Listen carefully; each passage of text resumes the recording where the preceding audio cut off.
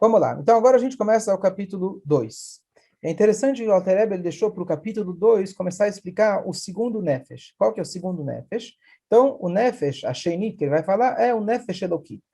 E o que ele vai. É interessante, eu acho que eu comentei semana passada, de que ele primeiro decidiu explicar o Nefesh Abahamit e depois explicar o Nefesh Elokit. E o motivo é muito simples: o Nefesh Abahamit ele sempre esteve conosco. O Hidush, a novidade, é dizer que nós também temos o Nefesh Elokit. Dizer que eu quero comer, dizer que eu quero, que eu tenho vontade, que eu sou um ser humano e etc. Isso não é Hidush. Então ele primeiro começou com essa. Agora ele vai dizer que depois, quando você tem 12, 13 anos, tua Neshama, ela entra de forma completa. Vamos agora introduzir quem é essa tal da Neshama e qual que é o papel dela. Então, até agora a gente falou sobre a parte, a nossa Neshama, que ela dá vida para o nosso corpo. Vamos agora para a segunda parte.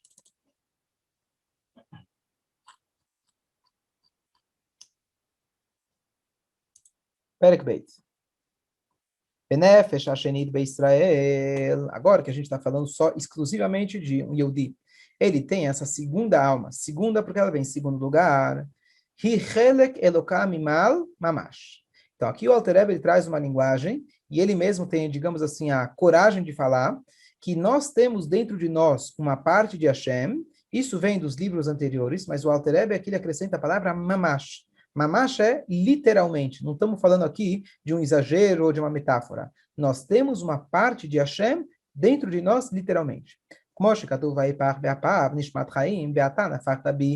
escrito que Hashem ele foi lá e ele soprou nas narinas de Adam Arishon, Nishmat Chaim, o sopro da vida. Nós falamos todos os dias, você soprou dentro de mim. Então ele vai explicar o que significa que nós temos uma parte de Hashem. Hashem não tem parte, Hashem não tem corpo. Então, o que significa isso? Que nós temos uma parte de Hashem dentro da gente. Aquele que assopra, ele assopra de dentro. Perush, mitoch ou miprimiuto. Aquele que assopra, aquele que suspira, isso vem do interior dele mesmo.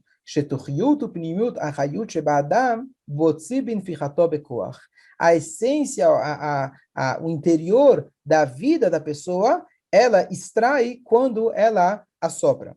Então, o que acontece? Quem passou por Covid deve saber isso muito bem. Você perde, você fica com falta de ar.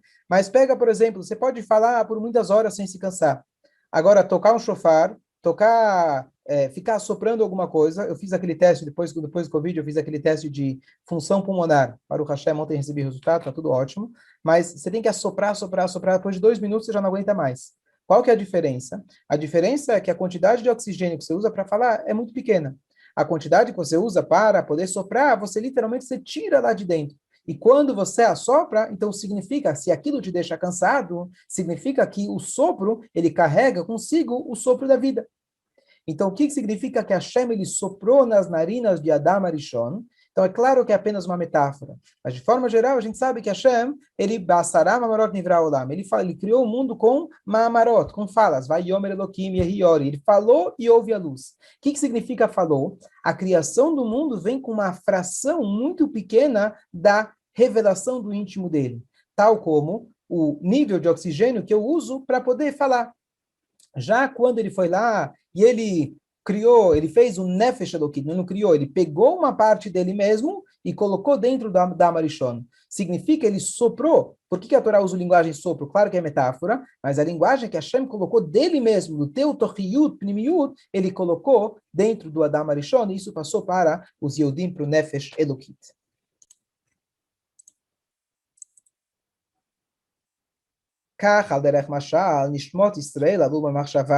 Agora ele passa para o segundo exemplo, para a gente poder ter uma ideia o que significa que a gente tem uma Neshama. O primeiro exemplo é uma metáfora número 1, que é o sopro.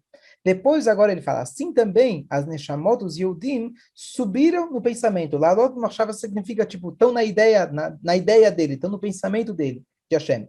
Kedertiv, Beni, Bechori, Israel, Banim, Atem, Hashem, Elokeichem. Agora ele vai para o terceiro exemplo. Nas entrelinhas, ele já está falando para a gente, como está escrito, meu filho Bechor, significa meu filho primogênito, Israel. Vocês são os filhos de Hashem. Perush, que Moshe, Ben Nimshach, Mimoach Av, Kaka, Viochol, Nishmat, Kolish Israel, Nimshachah, Mimachshav Tov, Chachmato, Itbarach. Da mesma maneira que o filho, ele vem do moar, do cérebro do pai, logo vou explicar, assim também nós viemos do pensamento celestial. דאיו חכים ולא בכך מידיע, אלא הוא וחכמתו אחד, כמו שכתב הרמב"ם. E quando a gente fala que a gente vem da chokhmah, da sabedoria de Hashem, isso não é algo além de Hashem, e sim é Hashem mesmo. Então vamos tentar explicar o que ele está dizendo. Isso para a gente é essencial para a gente poder começar a se conhecer. A gente pode falar a vida inteira sobre Neshamot, Nefesh Elokit, Nefesh Abamit, mas o que é isso? A gente pode falar palavras, repetir sem um mínimo de informação para a gente entender o que é essa Nefesh, de onde ela veio, qual é a função dela. Então o primeiro exemplo foi do sopro. Segundo exemplo, ele fala para a gente, Marshavá, pensamento. Terceiro exemplo, ele fala sobre filho. Então vamos lá. O que é Marshavá? Mais para frente o Tânia vai elaborar mais nisso, mas nós temos 3 forças de comunicação. Comunicação com o mundo exterior, com o mundo físico. Nós podemos se comunicar com as nossas atitudes. Eu transporto alguma coisa, pego alguma coisa na minha mão, eu estou me comunicando, estou agindo no mundo afora. Eu posso me comunicar com o mundo através da fala, certo? E agora eu tenho uma terceira comunicação, que também é uma comunicação, que é a comunicação comigo mesmo. O pensamento. E aqui é uma coisa super curiosa. O pensamento não é nós. Nós usamos o pensamento. O que é o pensamento? Então, no computador eu tenho o HD, eu tenho o processador e eu tenho a tela. A tela apenas mostra aquilo que está dentro do processador. A tela não tem nada dentro de si. Certo? O Rabbi Elkan, famoso Heuser do Rebbe, aquele gravador humano, o chefe de todos aqueles que se juntavam para transcrever as centenas de horas que o Rebbe falava, ele agora justo está no hospital, tem a reforço de massa, se Deus quiser. Então, ele é uma pessoa extremamente elevada, pessoa que vive no mundo do conhecimento, da sabedoria, mas não é uma pessoa muito prática. Então, ele estava acostumado, na verdade, primeiro com a máquina de escrever, quando ele começava a redigir os textos, e depois surgiu o computador. Ele teve muita dificuldade para sair do computador, para sair da máquina de escrever para o computador, mas finalmente convenceram ele com algo fantástico. Tá bom? E aí, então, ele escrevia, assim que ele escrevia, ele mandava imprimir, porque igual na máquina de escrever, você escrevia, você já queria ver como que estava lá na impressão. Bom, depois ele se acostumou com a tela do computador. E um belo dia chegou um aluno só para assustar ele, foi lá e desligou a tela do computador. E o homem já tinha trabalhado horas e horas a fio, de repente ele viu que a tela estava desligada, o cara quase entrou em pânico. Depois ele foi lá e ligou a tela de novo. O que acontece? A tela não contém nenhuma informação. A tela ela só é um transmissor para que você que está fora, você vai poder enxergar o que está lá dentro. Caso contrário, você não consegue enxergar o que está dentro lá, correndo dentro daquele processador. Então, o nosso Amar-Shavá, o nosso pensamento é a mesma coisa. Eu não sou o meu pensamento, eu controlo o meu pensamento, eu decido o que vai entrar no meu pensamento, e o meu pensamento é como se fosse uma roupa grudada, que não tenho como tirar ele, não dá para eu pensar, não dá para eu usar o meu Chokhmah sem o pensamento. É igual a tela do computador, não dá para eu ver o que está acontecendo sem a tela. Mas entenda que a tela é algo à parte do computador. Porém, dentro dessas 3 formas de comunicação, se eu quiser entender qual delas é a mais próxima de mim, o macê, a minha atitude, é distante de mim. A minha fala é mais próxima.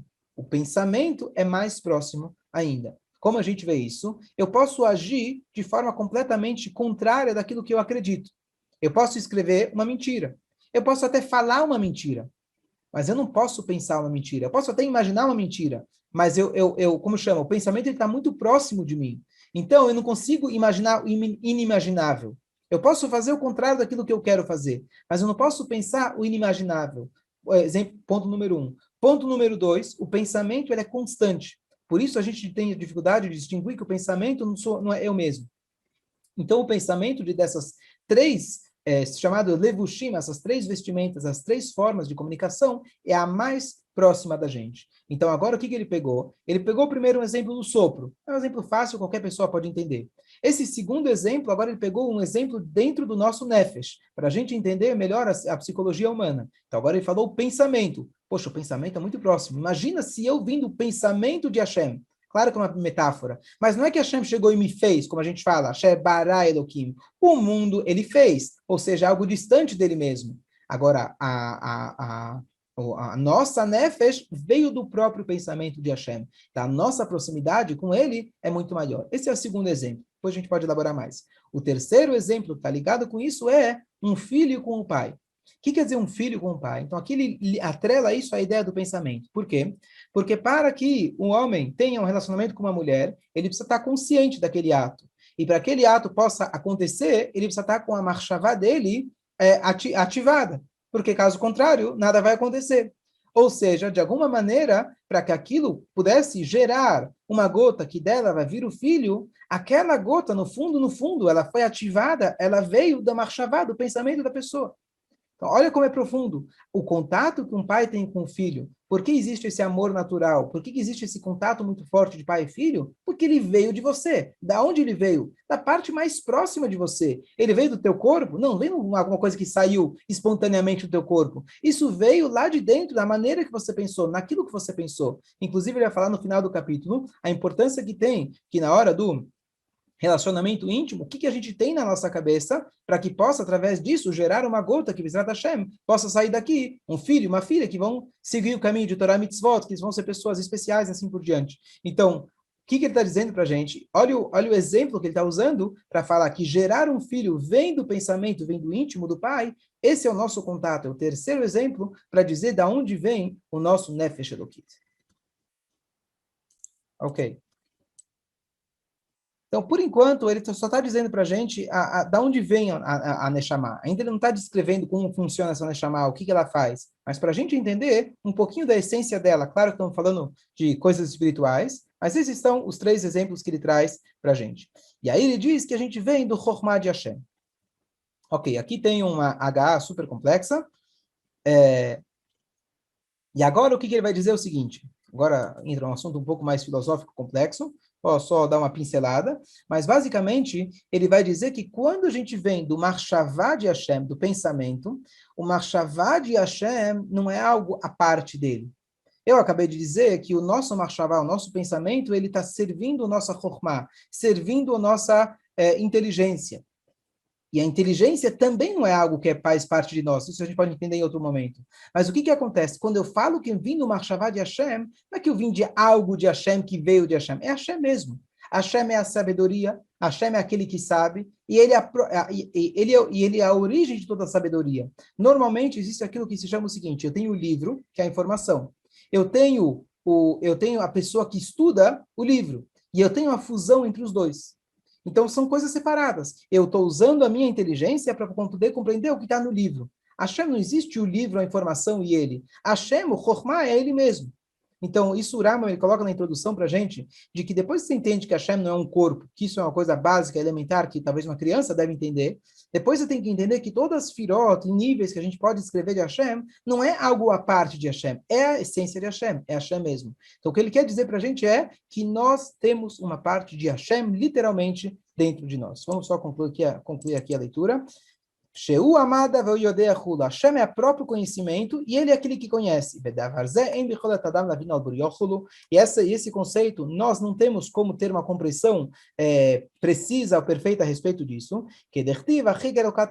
Será que você vai conseguir, larcor, filosofar e encontrar Hashem? Você não vai conseguir captar Hashem. Que as nossas marchavot não são igual a deles. O que quer dizer isso? Olha que interessante. No Pshat significa o meu pensamento não é o pensamento de Hashem. É aquela ideia, a pessoa planeja e Deus dá risada. Essa é a tradução simples do passuco. O pensamento dele não é o meu. Mas aqui ele está traduzindo de uma maneira mais profunda. O nosso tipo de pensamento não é igual ao tipo do pensamento de Hashem. O nosso pensamento é algo à parte de nós. Mas o pensamento de Hashem é uma coisa com ele mesmo. Então, quando eu estou dizendo para você a metáfora de que nós viemos do pensamento de Hashem, nós viemos literalmente de Hashem mesmo. Agora ele vai esclarecer uma pergunta importante. Então, se todo Yehudi veio literalmente de Hashem, então por que tem um Yehudi que ele é tzadik, o outro é Rashá? Se todo mundo tem esse Nefesh Elokit, e aí ele vai dizer aqui para a gente que existem diferenças. Quais são as diferenças? Então, basicamente, tem uma história boa para explicar isso, que tem um grupo de uma família nos Estados Unidos que eles se chamam de Malachim, anjos. É como se fosse um apelido para, como se fosse, não é nem uma linha racídica, uma linha, mas é um apelido para uma família. Por quê? Porque o que acontecia é o seguinte, quando a pessoa fugia da Europa antiga para poder chegar, por exemplo, na América, nos Estados Unidos, o que acontecia é que ele saía de uma pequena cidade, no estado onde ele morava, de lá ele precisava andar a pé por muitos quilômetros até chegar numa estação. Da estação ele ia para outra estação. De lá ele fugia para outro país. De outro país até outro país. Daqui finalmente ele pegava um barco, um navio, e ele atravessava e chegava na América. O que acontecia, diz a parábola, de que cada vez que o Yehudi do Shtetl, ele parava numa cidade, ele via que ele não estava vestido de acordo. Então, o que acontecia? Na primeira cidade que ele saía, entrava, ele falou, eu estou aqui com esse Straimer antigo, não condiz muito bem onde eu estou. Então, ele tirava o Straimer e passava, sei lá, para uma kippah. E aí ele passa para a próxima cidade e fala, aqui acho que estão um pouco mais modernos. Em resumo, quando ele chegar nos Estados Unidos, ele já não está com uma cara nada a ver com aquilo que ele, do lugar onde ele saiu. É a mesma pessoa, mas o aspecto dele mudou completamente. Esses malachim, que existem até hoje, que é essa família, chamada assim malachim, são pessoas que conseguiram fugir de avião. Eu não sei se é literalmente, mas a ideia, que eles chegaram nos Estados Unidos exatamente como eles saíram. Imagina que dos tetos ele pegou um avião e foi para a América. Então ele chegou lá com todo o Stramel, com toda a barba, com todo aquele aspecto. Então esse é o melhor exemplo para a gente entender qual é a diferença entre a Neshama de Moshe Rabbeinu e a Neshama de Anashim Pshutim, pessoas simples. Todos vieram do mesmo lugar. Todas saíram do mesmo teto. A pergunta é, quantas paradas você fez no meio do caminho e quanto essas paradas tiveram influência em você? Então, todas as Neshamot vieram da Machshavá de Hashem. Nós temos um Chelek Eloká, Ve'ata Nefarta Bi, Ata Itzata, Hashem, ele colocou dentro da gente um Eloká e Neshamá, uma alma pura. Só que essa alma pura, na descida lá, vamos chamar assim, do Shamayim para Aretz, para que ela descesse até aqui, ela parou em vários endereços espirituais, vamos chamar mundo de Atzilut, Briá, etc. E cada mundo que ele foi passando, ele foi adquirindo novas roupas diferentes, até que ela chegou aqui já com um aspecto completamente mudado. Mas vamos lembrar que é só o aspecto, porque nós temos essa Neshama igual ao Moshe Rabbeinu. Nós temos um Chelek Eloká Mimal igual ao Moshe Rabbeinu, igual aos maiores tzadikim, só que, desculpa, eles são os malachim, eles vieram de avião. E nós fizemos algumas paradas, ou várias paradas, ao longo do caminho, e por isso a Neshama de muitos Yehudim, o que acontece? Ela está no galut, ela está completamente oculta lá dentro de uma personalidade completamente distinta, completamente ruim, aparentemente. Mas a gente tem que olhar para o Nefesh Elokit, e esse é o começo da nossa descoberta, entender que independente daquilo que eu sou, independente daquilo que eu pareço ser, desculpa, eu tenho uma conexão íntima com Hashem, tão forte quanto o Moshe Rabbeinu. Claro, a dele é direta, a minha tem um pouco mais de roupagem, mas eu tenho a mesma Nefesh, da mesma maneira que ele tem um contato direto com Hashem, uma parte de Hashem, eu também tenho uma parte de Hashem dentro de mim. Então, esse é o começo dessa nossa descoberta, a gente começar a entender que e aqui você tem a base da filosofia, por que Rabat, por exemplo, você vai lá e coloca o tefilim com um cara que não tem aspecto nenhum de judaico, certo? Então você vai dizer, bom, uma boa propaganda, uma maneira de reza, de bondade. Tá bom, isso é a consequência final. A origem disso é uma filosofia verdadeira, estabelecida, de que realmente a gente acredita que todo Yehudi tem o Chelek Eloká Mimal Mamash. Por que ele não vai colocar um tefilim? Então, essa é a diferença. Não é simplesmente um bom marketing, uma coisa que é legal, funciona. A gente realmente tem que se trabalhar para enxergar todo o Yehudi com esse Nefesh Elokit. Ele tem uma parte de Hashem dentro dele. Enxergar a mim mesmo com esse Nefesh Elokit. Significa que pode ser que eu fiz um monte de coisa errada, pode ser que eu fiz tudo de errado. Mas nada que eu fizer na minha vida vai comprometer a minha essência, que eu tenho essa conexão com Hashem.